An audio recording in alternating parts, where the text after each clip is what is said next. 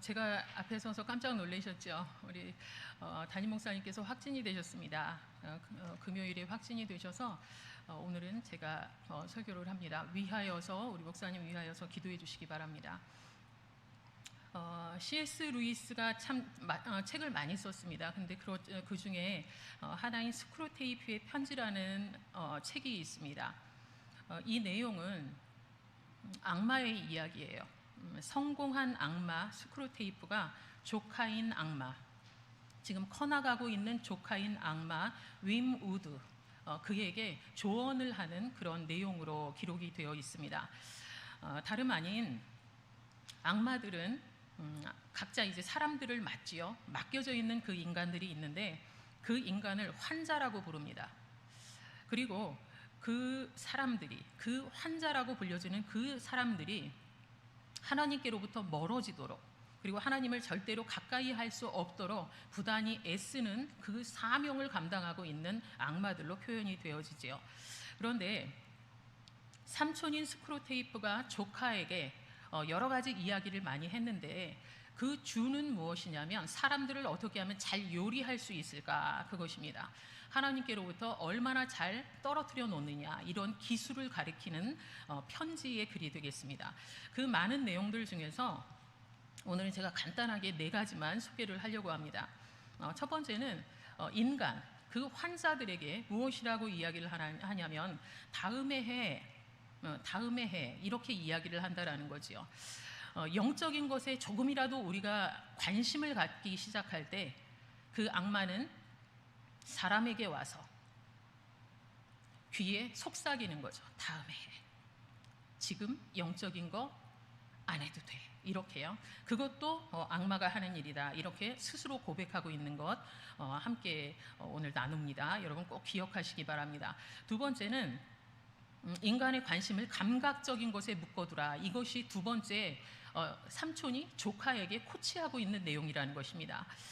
감각적인 일에 묶어두라. 이것은 무엇이냐면 누군가 하나님을 가까이 하기 위해서 시도하는 그 순간 갑자기 급한 일을 만든다는 거죠. 안 오던 전화도 오고요. 자녀가 말을 안 듣기도 하고요. 갑자기 급한 일로 인해서 영적인 것을 놓쳐버리게 하는 그 일 또한 바로 악마가 한다, 이렇게 기록을 합니다. 세 번째는 아직도 버리지 못한 악한 습관들이 인간들에게는 있기에 그렇게 걱정은 안 해도 된다, 이렇게 삼촌이 조카에게 조언을 합니다. 악한 습성들 우리에게도 있죠. 예를 들어서 영적인 것을 조금 더 갈급함으로 하나님 앞에 나아가기를 원했다가도 작심삼일이 되어버리는 우리의 모습, 이건 또한 이 악마들이 너무 잘 알고 있는 내용이라는 것 책에 기록이 되어 있습니다. 네 번째는 환자가 기도에 깊은 관심을 기울이지 못하게 해라, 이것입니다. 환자가, 즉 사람이 하나님 앞에 기도를 많이 하지 못하도록, 아니 기도라는 것에 관심을 갖지 못하도록 그렇게 하여라, 이것이 내용입니다. 그러면 이것은 기도하는 시간을 아예 못 갖도록 해라, 그런 의미가 아니라요, 입술을 움직이지 않고 하는 기도, 그리고 무릎을 꿇지 않고 하는 그런 기도를 하면서도 자기 스스로는 나는 영적으로 지금 하나님 앞에 서 있어 하고 착각하도록 만들라, 이 의미가 되는 것입니다. 여러분 어떠신가요? 그런 착각 우리 가끔 할 때 있지 않습니까? 그런데 이 내용만 4가지만 봐서도 사탄이 참 우리를 너무 잘 알고 있구나라는 생각을 하게 됩니다. 여러분 혹시라도 여러분 마음 안에 하나님을 향하여 조금 다가가려고 애쓰는 마음이 생길 때마다 자꾸 무너지는 순간들이 있으시다면 오늘 이 내용을 기억하시면서 결코 지지 않고 흔들리지 않는 하나님의 사람이 되시길 주님의 이름으로 축원드립니다. 하나님의 사람 여호수아, 오늘 함께 나눌 내용이지요. 하나님의 사람 여호수아는 가나안 입성을 위해서 부르심을 받은 자입니다. 그래서 가나안 정복이라는 큰 숙제를 앞두고 여호수아는 제일 첫 번째 점령해야 될 것, 그 타겟을 여리고성으로 정합니다. 그리고 오늘 본문 앞에 있는 그 2장의 내용 안에는 정탐꾼 둘을 보내서 그 여리고성을 정탐했던 그 사건이 기록이 되어 있지요. 여리고성에 대한 정보를 충분히 입수했습니다. 그래서 그것을 제대로 분석해냈습니다. 그래서 여호수아가 결정한 것은 곧바로 요단강을 건너서 이제 가나안을 서서히 점령하기 위해서 액션을 취해야 되겠구나, 이것이었습니다. 오늘 함께 읽지는 않았지만 3장 1절에 보시면 여호수아가 이스라엘 자손들과 더불어서 요단을 건너가기 위해서 모압 평지의 시딤에서 떠났다, 이렇게 기록이 되어 있습니다. 모압 평지의 시딤에서 떠났다. 시딤이라는 곳은 우상 숭배가 너무나도 만연한 곳입니다. 그리고 불순종의 땅이고, 그리고 음란의 땅으로 유명한 곳이 바로 시딤이지요. 그런데 그 시딤을 떠났다라고 표현을 한다라는 것입니다. 그러면 그곳에서 이제는 이동하자 해서 이렇게 움직인 이런 모습도 있겠으나, 그러나 떠났다의 이 히브리어 원어 나사라는 단어는 유목민들, 여러분 아시죠?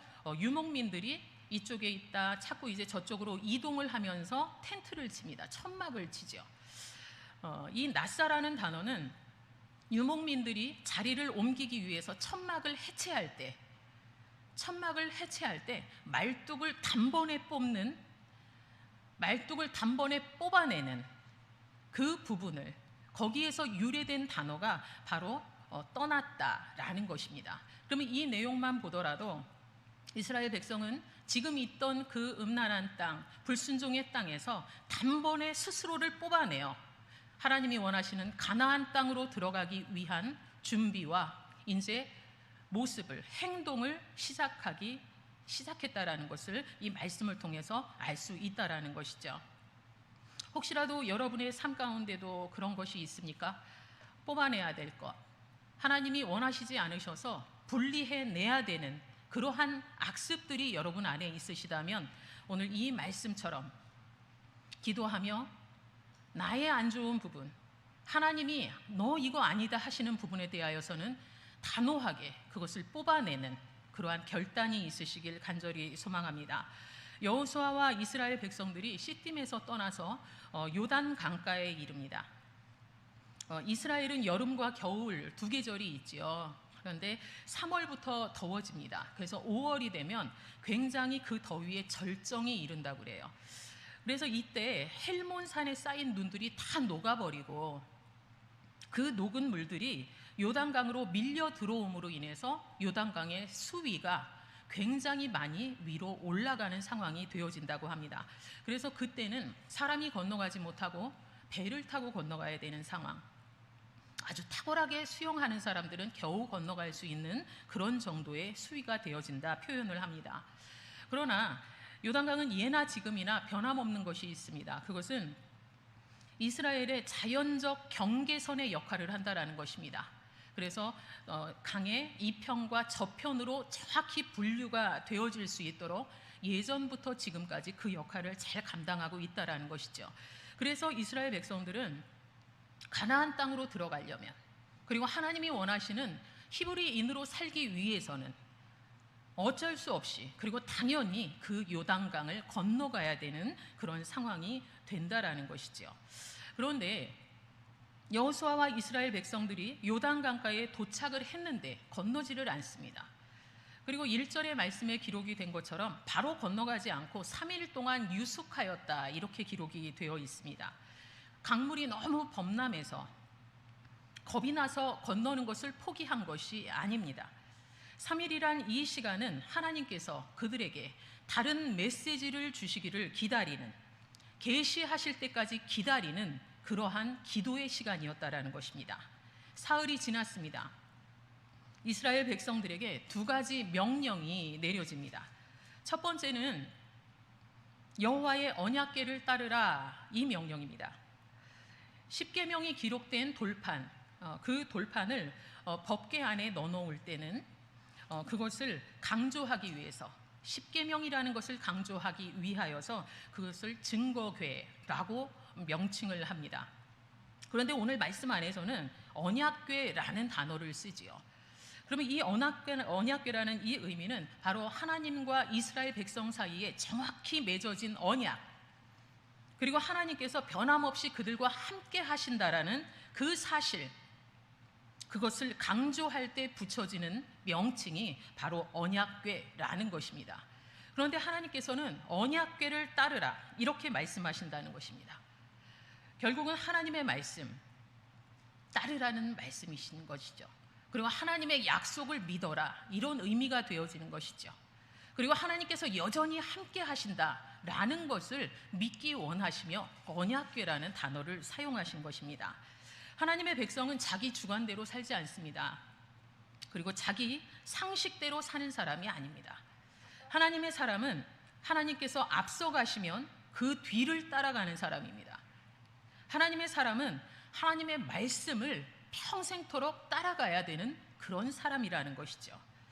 결국은 하나님께서 이스라엘 백성들을 향하여서 여호와의 언약궤를 따르라 말씀하신 것은 절대로 요단강을 혼자 건널 일은 없다라는 것입니다. 절대로 요단강을 너 혼자 건너가도록 두지 않고 내가 너와 함께 동행할 것이다 라고 말씀하시는 것입니다. 하나님께서 이렇게 말씀하시는 이유는 무엇일까요? 당연히 여태까지 여러분의 삶 가운데 여러분이 감지하셨던 감지하지 못하셨던 하나님께서는 여전히 여러분과 함께 하셨기 때문입니다.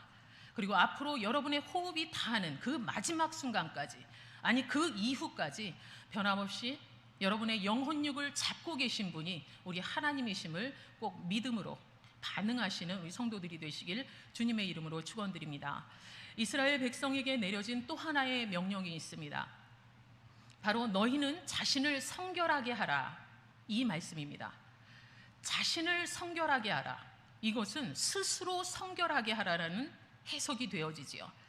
결국은 다시 말하면 우리의 내적인 거룩은 자발적인 개인적인 그 자발성에서 시작이 되어진다라는 것입니다.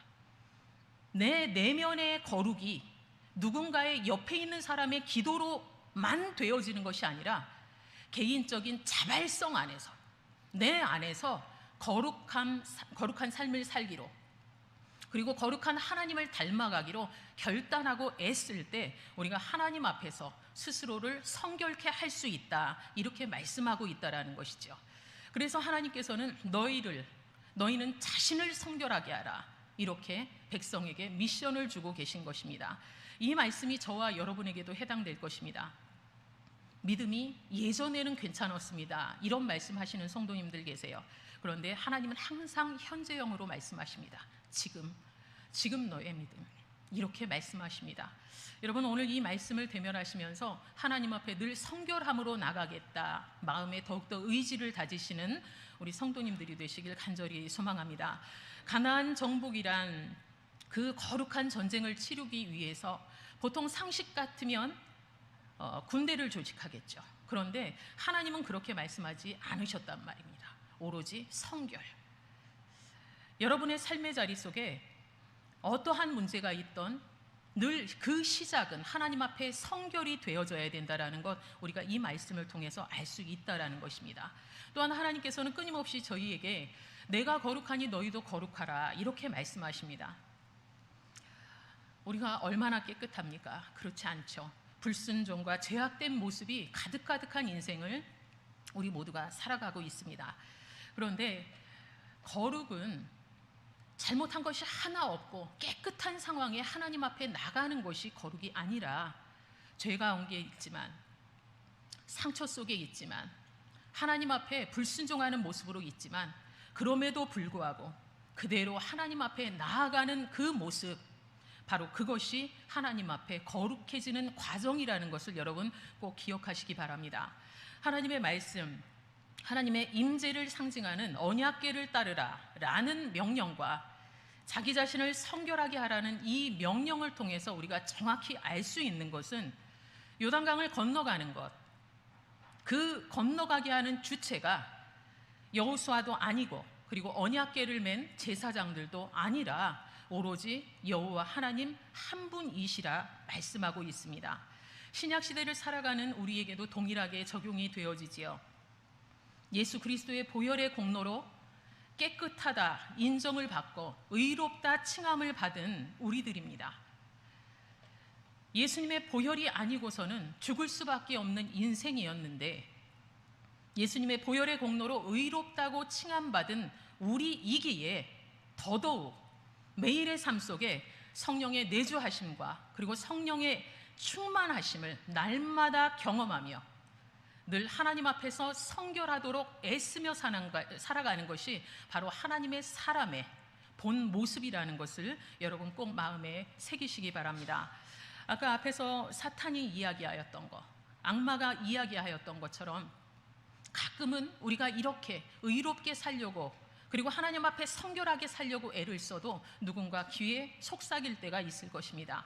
그러나 깨어있는 자는 그것을 정확히 잘라낼 수 있기에 우리는 하나님을 붙들고 끝없이 늘 깨어 있어야 한다라는 것을 여러분 꼭 마음에 담으시기 바랍니다. 우리 5절의 말씀 같이 읽습니다. 여호수아가 또 백성에게 이르되 너희는 자신을 성결하게 하라. 여호와께서 내일 너희 가운데에 기이한 일들을 행하시리라. 아멘. 우리가 우리 자신을 성결하게 한 이후에 그 이후에 하나님의 반응이 여러분 궁금하지 않습니까? 그런데 지금 우리가 읽은 이 말씀 안에 답이 있다라는 것입니다.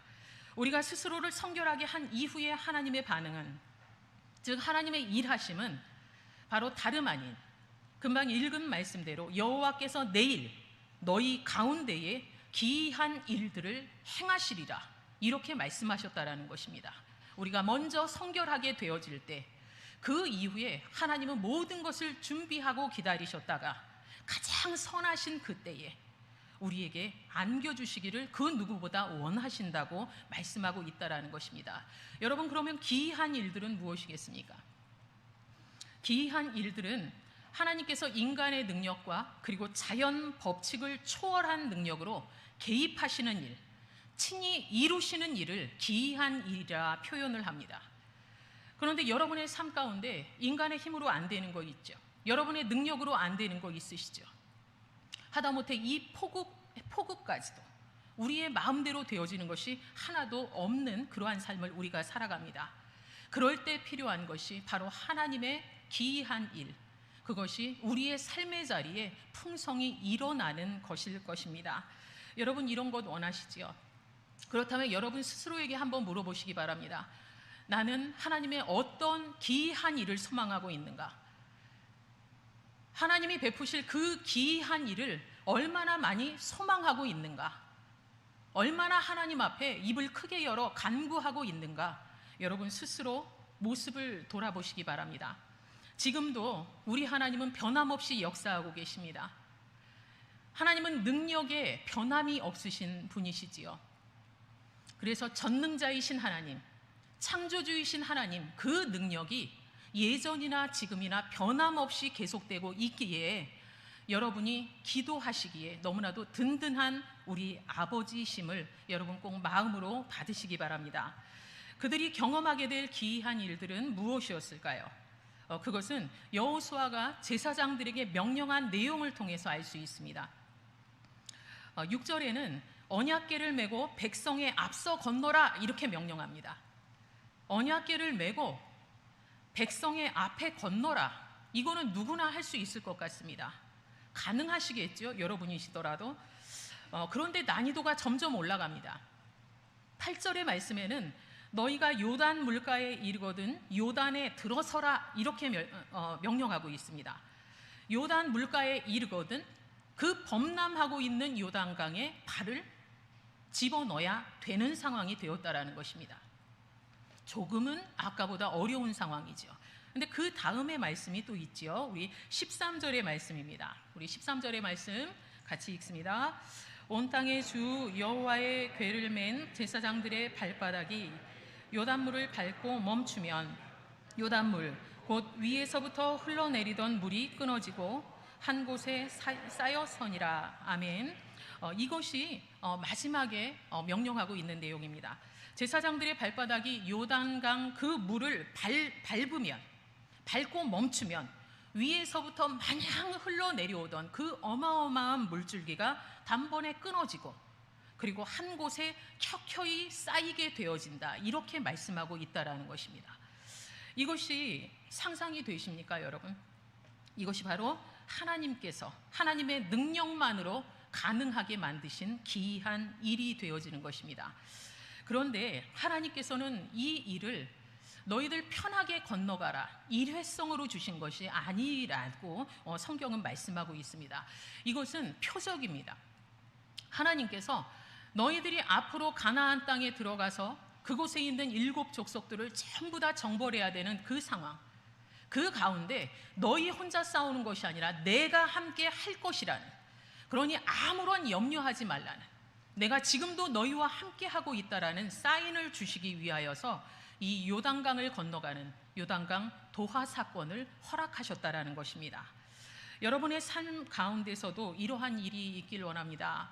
불가능해 보이는 것들, 내 힘으로 안 되는 것 같은 그러한 상황 속에 있을지라도 우리 하나님의 표적, 하나님의 역사하심, 이것이 날마다 여러분의 삶 가운데 감지됨으로 인하여서 매일의 삶 속에 하나님을 찬양하는 인생 되어지시길 주님의 이름으로 축원드립니다. 무엇에 대한 표적인지 우리 답이 10절에 기록이 되어 있습니다. 10절 말씀 같이 읽습니다. 또 말하되 살아계신 하나님이 너희 가운데 계시사 가나안 족속과 헷 족속과 히위 족속과 브리스 족속과 기르가스 족속과 아모리 족속과 여부스 족속을 너희 앞에서 반드시 쫓아내실 줄을 이것으로써 너희가 알리라. 아멘. 명확히 기록이 되어 있으시죠. 살아계신 하나님, 그 살아계신 하나님께서 너희 가운데 계시사, 이렇게 말씀합니다. 살아계신 하나님 지금 여러분 안에 계신 줄 믿습니다. 그 하나님께서 이스라엘 백성에게 이렇게 이야기합니다. 여호와께서 너희 안에 계시사 7 족속을 바로 너희 눈 앞에서 반드시 쫓아내겠다. 그것을 요단강 도하 사건, 이것을 통하여 너희가 알게 될 것이다. 이렇게 말씀하고 있다라는 것입니다. 누가 이루십니까? 이 말씀을 통해 알 수 있는 것은 이스라엘 백성이 하는 것이 아니라는 거죠. 오로지 하나님께서 모든 것들을 이루신다 말씀하십니다. 여러분의 삶은 어떠하신가요?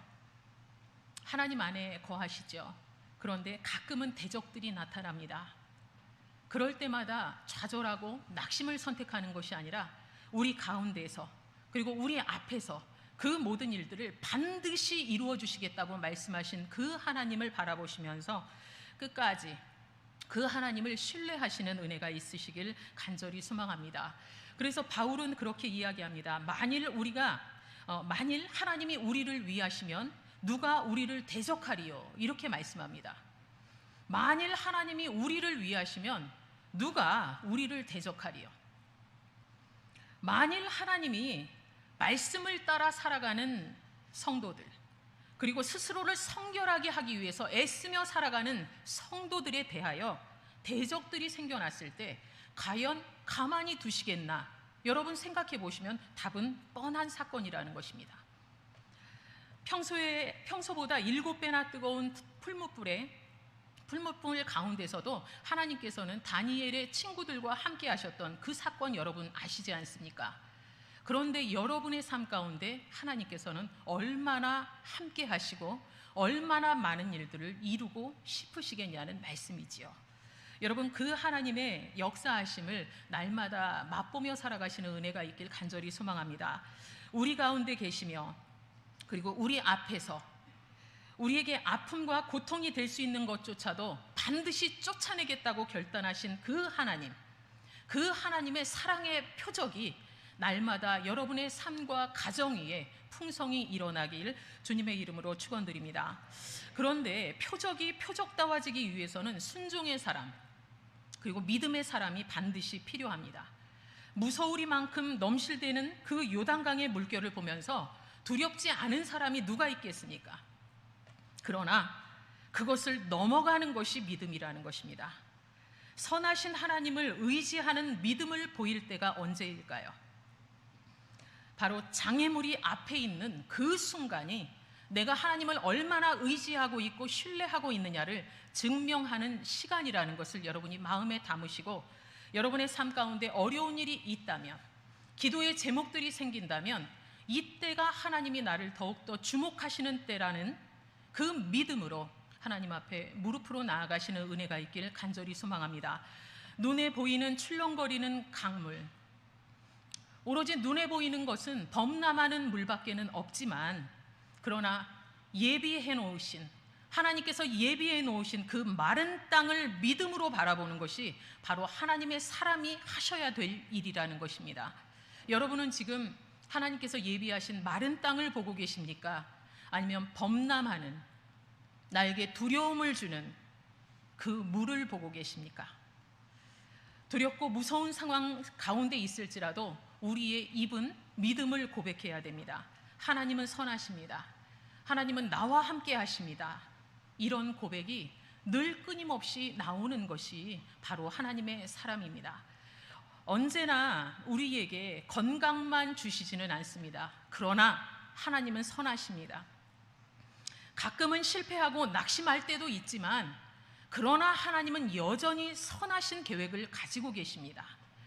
우리에게 언제나 평탄한 길만 주시지는 않으시지만, 그럼에도 불구하고 하나님은 선하십니다 라는 믿음의 고백이 여러분의 입술을 통하여서 선포되는 은혜가 있기를 간절히 소망합니다. 3일 동안 하나님의 말씀, 하나님의 메시지를 기다렸던 그들은 이 명령에 너무나도 온전하게 순종을 합니다. 궤를 맨 제사장들, 그 발이 물에 잠기자마자 모든 물들이 끊어지고, 그리고 한 곳에 쌓이게 되는 그것은 이미 하나님께서 그러하리라 말씀하셨던 내용인데, 그것이 하나도 오류됨이 없이 다 이루어졌다라는 것입니다. 이 일의 절정은 바로 17절의 말씀입니다. 우리 17절의 말씀 같이 읽습니다. 여호와의 언약궤를 맨 제사장들은 요단 가운데 마른 땅에 굳게 섰고, 그 모든 백성이 요단을 건너기를 마칠 때까지 모든 이스라엘은 그 마른 땅으로 건너갔더라. 아멘. 이것이 바로 하나님의 큰 그림이라는 것이죠. 굳건히 쓴 것은 무엇일까요? 요단강 그 건너가는 곳에 굳건히 서 있었던 것은 제사장이 아니라 바로 여호와의 언약궤라는 것을 여러분 꼭 기억하시기 바랍니다.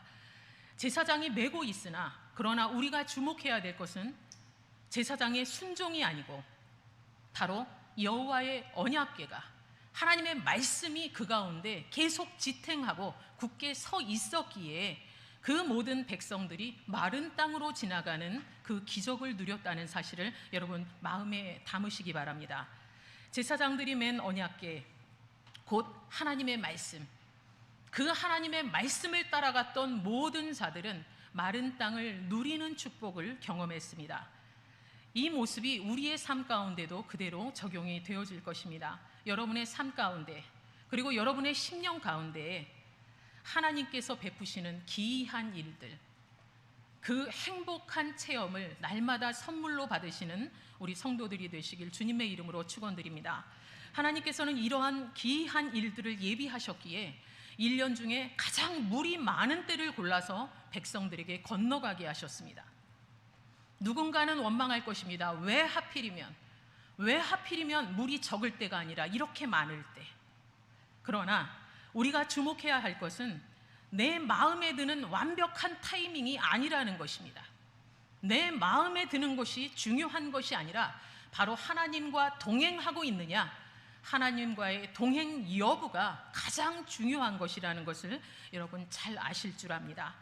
인생을 살아가면서 가보지 못한 길, 그리고 경험하지 못한 일들을 감당해야 될 때가 참 많이 있지요. 앞으로의 여러분의 인생 걸음걸음 속에서도 그런 일들은 계속 발생이 되어질 것입니다. 그런데 내가 경험해 보지 못한 일을 감당해야 한다면, 내가 가보지 못했던 길을 가야 하는 상황이라면, 그것을 감당해 내야 한다면 더더욱 하나님의 말씀을 신뢰하며 믿음으로 하나님을 바라보며 따라가시는 우리 성도들이 되시길 간절히 소망합니다. 그리함으로 인하여서 하나님이 주도하시는 은혜, 주도하시는 기이한 일, 그 모든 사랑을 풍성히 누리시는 우리 선돌교회 모든 성도님들이 되시길 주님의 이름으로 축원드립니다. 기도하